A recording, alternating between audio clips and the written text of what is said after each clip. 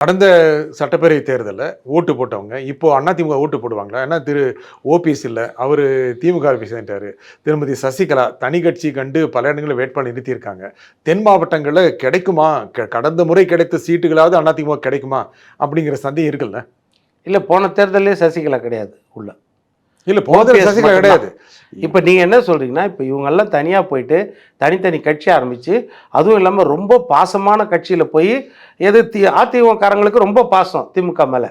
அதனால் ஓபிஎஸ் அங்கே போன உடனே மொத்த பேரும் உதயசூரியனுக்கு போட்டுருவாங்க. என்ன சார் கற்பனையா? இப்போ தான் விலகி இருந்தவங்க கூட அதிமுகவுக்கு வந்துட்டாங்க. நடுநிலையாளர் கூட இப்போ யோசிக்கிறாங்க என்னென்னு, அடடா எடப்பாடி எடுத்த முடிவு சரிதான் போல, நம்ம தான் தப்பாக கணக்கு போட்டோம். நடுநிலையாளர் யோசிக்கிறாங்க.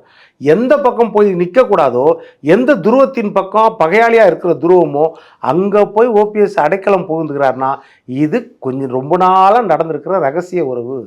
என்னைக்கு இது நடந்த ரகசிய உறவுனா, ஜூலை 11ஆம் தேதி 2023 நினைக்கிறேன். அன்னைக்கு அதிமுக அலுவலகத்தை எட்டி உதைச்சி பூட்டை உடைச்சி பொதுக்குழு கூட்டம் நடந்தாங்க. அன்னைக்கு பூட்டை உடைச்சி மேலே போய் நின்று கை கட்டினார், டாக்குமெண்ட்ஸ் எல்லாம் எடுத்துட்டு. அப்போது தமிழ்நாட்டின் சட்டம் ஒழுங்கு யார் கையில் இருந்துச்சு?